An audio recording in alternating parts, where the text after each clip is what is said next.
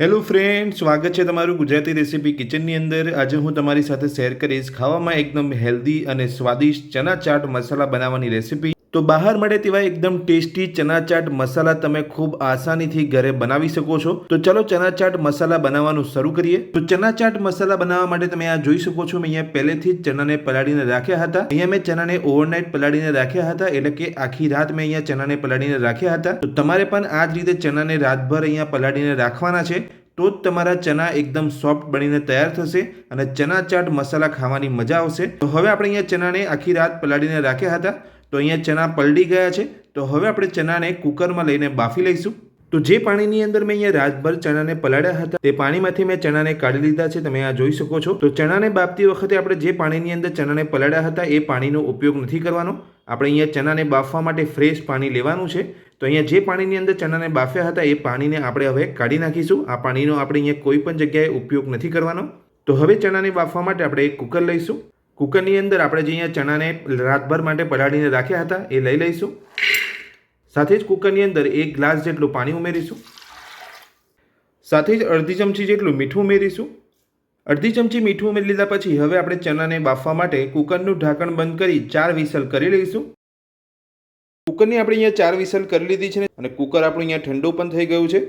તો હવે આપણે ખોલીને ચણાને ચેક કરી લઈશું। તો ચણા આપણે અહીંયા સરસ બફાઈ ગયા છે, હું તમને અહીંયા બતાવી દઉં છું।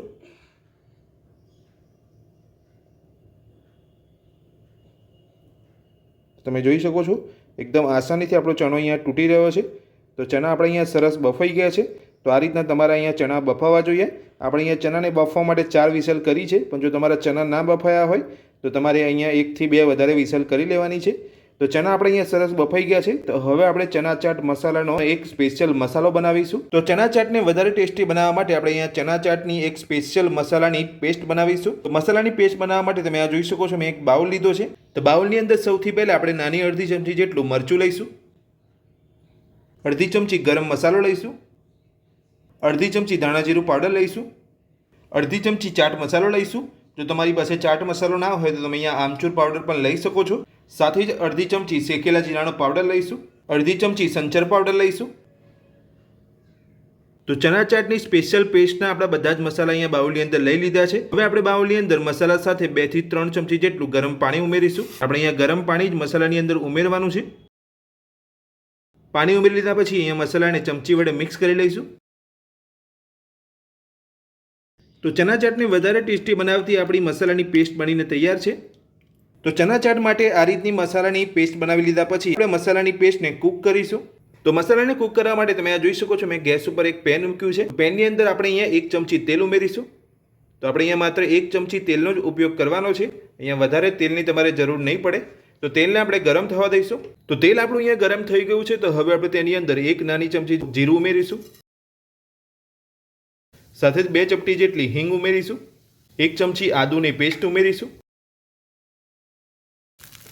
બધું સરસ તેલની અંદર સાંતળી લઈશું। તો એ બધું સરસ સતરાઈ ગયું છે। તો હવે આપણે જે અહીંયા સ્પેશિયલ મસાલાની પેસ્ટ બનાવી છે તે ઉમેરી લઈશું। તો આ રીતે તમારે મસાલાની પેસ્ટ ઉમેરીને કૂક કરવાની છે।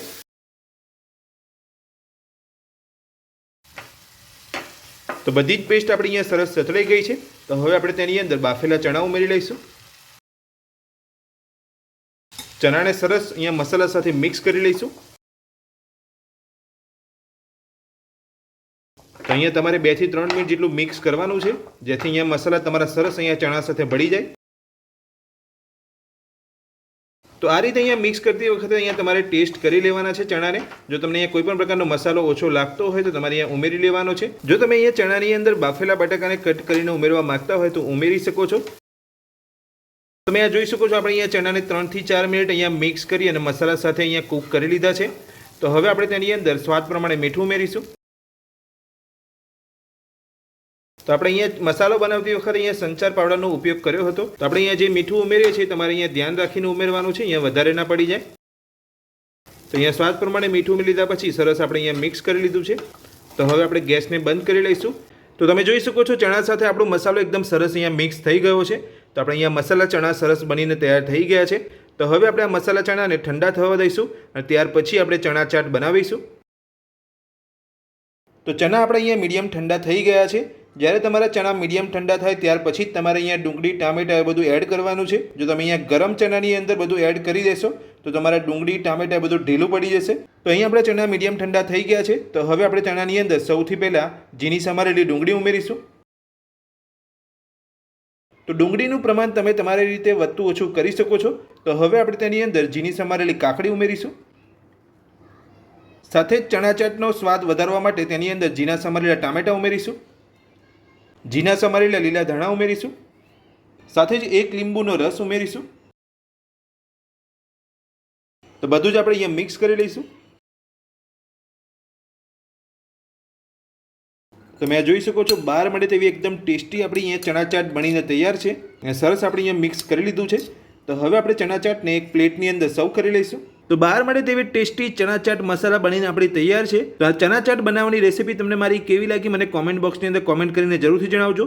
આજની રેસીપી પસંદ આવી હોય તો વિડીયોને લાઇક કરજો, ચેનલને સબસ્ક્રાઇબ કરી રાખજો આ જ રીતની નવી નવી રેસીપી મેળવવા માટે. Thank you.